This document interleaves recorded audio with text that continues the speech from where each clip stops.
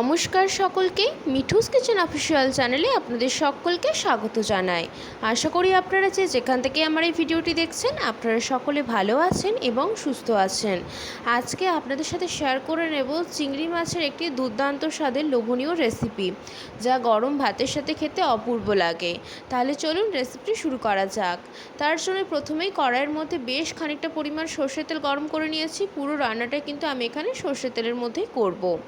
তেলটা খুব ভালো করে গরম হয়ে আসলে এখানে আমি ধুয়ে পরিষ্কার করে বেছে রাখা চিংড়ি মাছগুলোকে দিয়ে দিয়েছি। চিংড়ি মাছগুলো দেওয়ার পরে এখানে খানিকক্ষণ নাড়াচাড়া করেছি।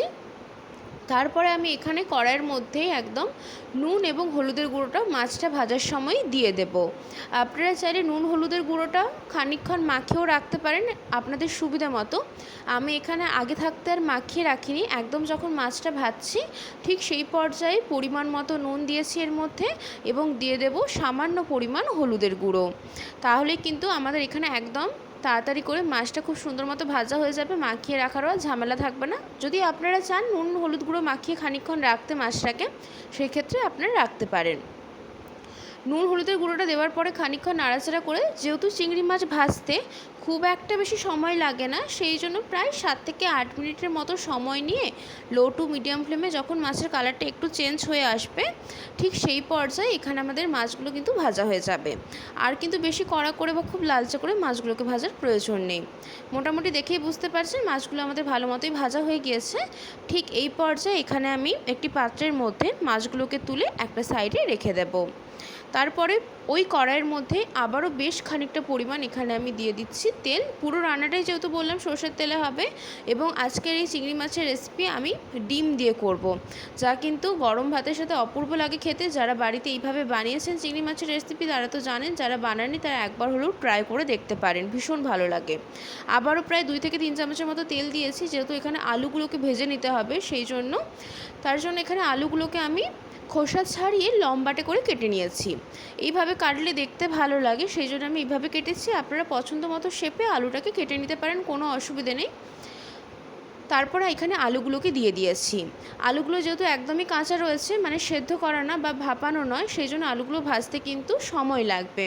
তার জন্য অতি অবশ্যই করে আলুগুলোকে আমি এখানে ঢাকা দিয়ে দিয়ে রান্না করব, যাতে করে তাড়াতাড়ি আলুগুলো ভাজাও হয়ে যায়, সাথে সাথে খুব ভালো মতো সেদ্ধও হয়ে যায়।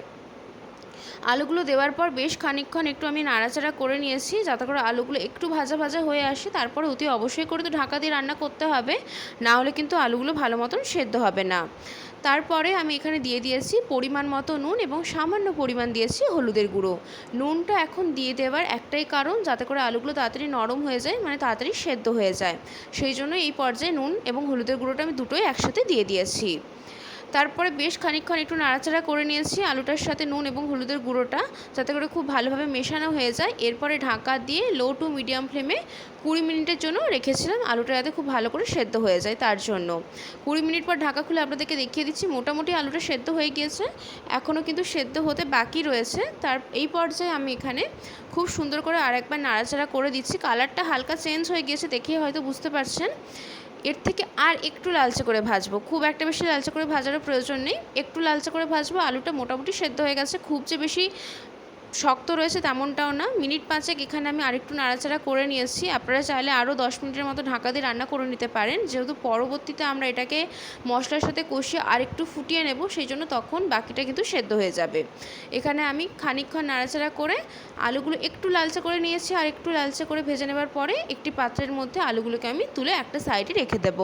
এইভাবে আলুগুলো কেটে নেওয়ার একটাই কারণ, দেখতে খুব ভালো লাগে, সেই জন্য। সাধারণত আমরা তো চৌকো করে আলু কেটেই থাকি, এইভাবে কাটলে দেখতে ভালো লাগে, সেই জন্য এইভাবে আমি শেপটা দিয়েছি। ওই কড়াইয়ের মধ্যে আবারও বেশ খানিকটা পরিমাণ সর্ষের তেল দিয়ে দেব। তেলটা খুব ভালো করে গরম হয়ে আসলে এর মধ্যে দিয়ে দিয়েছি এলাচ, লবঙ্গ, দারচিনি ফোড়নে। তারপরে এর মধ্যে দিয়েছি দুটো বড় সাইজের মিহি মিহি করে কেটে রাখা পেঁয়াজ কুচি। পেঁয়াজটা দেওয়ার পর বেশ খানিকক্ষণ ধরে নাড়াচাড়া করব, যাতে করে পেঁয়াজটা ভাজা ভাজা হয়ে যায়। এবং এর মধ্যে দিয়েছি বেশ খানিকটা পরিমাণ থেতো করে রাখা রসুন। পেঁয়াজ রসুনের কিন্তু একটা কাঁচা গন্ধ রয়েছে, সেই ক্ষেত্রে খানিকক্ষণ ভাজা ভাজা করে নিতে হবে, যাতে করে এই যে কাঁচা গন্ধটা রয়েছে সেটা যেন একদমই চলে যায়। ঠিক এই পর্যায়ে দিয়ে দিয়েছি পরিমাণ মতো গ্রেট করে রাখা আদা। এখানে আদা রসুন দুটোই কিন্তু আমি থেতো করে বা গ্রেট করে ব্যবহার করেছি। আপনারা চাইলে আদা রসুনের পেস্টটা দিতে পারেন, কোনো অসুবিধে নেই। আদা পেঁয়াজ রসুন তিনটেকেই খুব ভালো করে ভেজে নেবে এবং তিনটেরই যাতে কাঁচা গন্ধ চলে যায় সেদিকে খেয়াল রাখতে হবে। মোটামুটি ভাজা আমাদের এখানে হয়ে গিয়েছে। ঠিক এই পর্যায়ে দিয়ে দিয়েছি একটা বড় সাইজের ছোটো ছোটো করে টুকরো করে রাখা টমেটো কুচি। টমেটোটা একদম মিহি করে কেটেছি যাতে করে টমেটোটা সেদ্ধ হতে বা নরম হয়ে যেতে সময় একদমই না লাগে। টমেটোটা দিয়ে দেওয়ার পরে খানিকক্ষণ আবারও খুব সুন্দর করে কষিয়ে নিয়েছি যাতে টমেটো একদম নরম হয়ে গলে যায় মশলার সাথে। সেই জন্য টমেটোটা দেওয়ার পরে মিনিট 5 একটু নাড়াচাড়া করে নিয়েছি।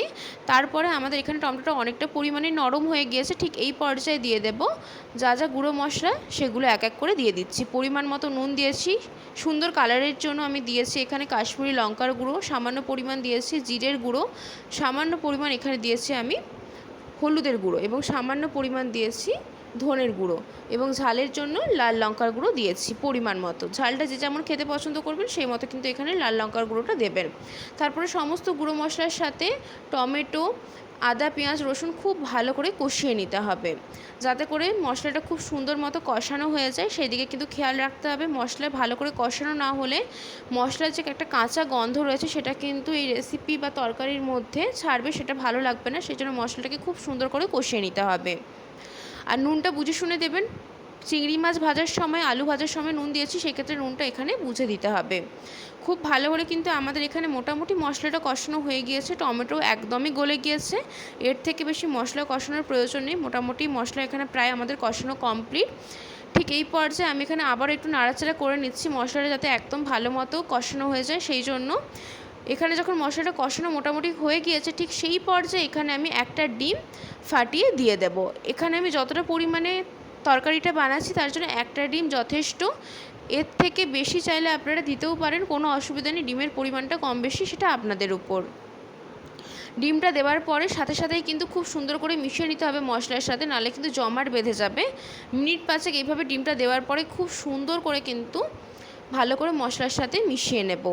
আর এই রেসিপিটা খেতে এতই ভালো লাগে, যারা বানিয়েছেন তারা জানেন, যারা বানাননি একবার হলেও বানিয়ে দেখার অনুরোধ রইল। ভীষণই ভালো লাগে, ভাতের সাথে তো অবশ্যই ভালো লাগে, রুটি পরোটার সাথেও কিন্তু বেশ ভালো লাগে খেতে।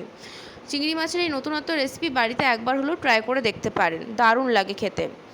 মোটামুটি ডিমটা দেওয়ার পরে 5 মিনিট মতো এখানে আমি খুব সুন্দর করে ডিমটাকে মশলার সাথে কষিয়ে নিয়েছি যাতে করে ডিমের যে একটা আষ্টে গন্ধ রয়েছে সেটা চলে যায়। খুব সুন্দর করে একটা ভুর্জি ফর্ম হয়ে গিয়েছে এখানে, খুব সুন্দর করে কিন্তু ভাজাও হয়ে গিয়েছে। এর থেকে বেশি ভাজবার প্রয়োজন নেই। ঠিক এই পর্যায়ে এর মধ্যে দিয়ে দিচ্ছি আমি আগে থাকতে নুন হলুদ দিয়ে ভেজে রাখা আলু, যেগুলো আমরা তুলে রেখেছিলাম, এবং ভেজে রাখা চিংড়ি মাছগুলো। এরপরে মশলার সাথে খুব সুন্দর করে কষাতে হবে। যে কোনো রান্নার স্বাদ ততটাই ভালো আসে যখন আপনারা মশলার সাথে খুব ভালো করে কষানো হবে। এখানে কিন্তু চিংড়ি মাছ এবং আলু দুটোই কিন্তু ভাজা রয়েছে, মশলাও খুব ভালো মতো কষানো রয়েছে। তাও কিন্তু এখানে আমি 7 থেকে 8 মিনিট হাতে সময় নিয়ে মশলার সাথে খুব সুন্দর করে কষিয়ে নিয়েছি যাতে করে এর মধ্যেও ফ্লেভারটা ঢোকে। অতি অবশ্যই করে জলের ব্যবহার করব, কিন্তু জল দেওয়ার আগে খুব সুন্দর করে একবার কষিয়ে নিতে হবে যাতে করে সমস্ত উপকরণগুলো খুব ভালো মতো আর একবার ভাজা ভাজা হয়ে যায়। মোটামুটি এখানে কষানো কমপ্লিট। ঠিক এই পর্যায়ে পরিমাণ মতো জল দিয়ে দেবো। এটা কিন্তু বেশি গ্রেভি হবে না, সেমি গ্রেভি টাইপ হবে, মানে একটু গা মাখো মাখো হবে রেসিপিটা। সেই জন্য পরিমাণ মতো জলটা দেবেন। যতটা পরিমাণ জল দেবেন সেটা কিন্তু ফুটে ফুটে আরও অনেকটা পরিমাণে কমবে, যেহেতু এটাকে আর একটু ফোটাবো আমরা। প্রায় এখানে খুব সুন্দর করে এখানে সব কিছুকে আমি মিশিয়ে নিয়েছি। মিশিয়ে নেবার পরে 7 থেকে 8 মিনিট সময় নিয়ে লো টু মিডিয়াম ফ্লেমে এটাকে ফুটিয়ে নেব। নামানোর আগে এর মধ্যে দিয়ে দেবো বেশ খানিকটা পরিমাণ কসুরি মেথি, তাহলে কিন্তু আমাদের এই ডিম দিয়ে চিংড়ি মাছের রেসিপি তৈরি হয়ে যাবে। আজকের এই রেসিপি আপনাদের কেমন লাগলো অতি অবশ্যই করে কমেন্ট করে জানাবেন। যদি ভালো লেগে থাকে অবশ্যই করে আমার চ্যানেলটিকে সাবস্ক্রাইব করবেন, লাইক শেয়ার কমেন্ট করতে ভুলবেন না। আর যদি এরকম নিত্য নতুন রেসিপি পেতে চান তাহলে অবশ্যই করে আমার চ্যানেলটিকে সাবস্ক্রাইব করে দিয়ে আমার চ্যানেলের পাশে থাকার অনুরোধ রইল। এখানে আমি কাসুরি মেথিটা কিন্তু দিয়ে দিয়েছি। দেওয়ার পরে আপনারা দেখেই বুঝতে পারছেন জলটা কতটা পরিমাণে কমে গিয়েছে। আমি কিন্তু এখানে যেহেতু আগেই বলেছি গ্রেভি কিন্তু বেশি হবে না, একদম মাখো মাখো হবে, সেই পরিমাণ মতোই কিন্তু আমি জলটা এখানে দিয়েছিলাম। ঠান্ডা হয়ে যাওয়ার পরে কিন্তু এটা আরও অনেকটা পরিমাণে জলটা টেনে নেবে। ঠিক এই পর্যায়ে এখানে আমাদের রেসিপিটা কিন্তু একদমই কমপ্লিট হয়ে গিয়েছে। এখানে আমি একটি পাত্রের মধ্যে সার্ভ করে দিচ্ছি। দেখতে যতটা লোভনীয় হয়েছে খেতে কিন্তু দুর্দান্ত হয়েছিল। গরম ভাতে এই একটি মাত্র পদ থাকলে আর কোনো কিছুর প্রয়োজন পড়বে না। যারা বানিয়েছেন তারা তো জানেন, আর যারা চিংড়ি মাছ খেতে পছন্দ করেন তারা অতি অবশ্যই করে এই রেসিপিটা একবার বাড়িতে বানিয়ে দেখতে পারেন। ভীষণ ভালো লাগে গরম ভাতের সাথে খেতে, সাথে সাথে কিন্তু রুটি পরোটার সাথে খেতেও ভীষণই ভালো লাগে। বেশ অন্যরকম একটি রেসিপি, চটজলদি হয়ে যায়, খুব সুন্দরভাবে খেতেও লাগে। আজকের রেসিপি আপনাদের যদি ভালো লেগে থাকে তাহলে অবশ্যই করে আমার চ্যানেলটিকে সাবস্ক্রাইব করে দেবেন। রেসিপি কেমন লাগলো কমেন্ট করে জানাতে পারেন।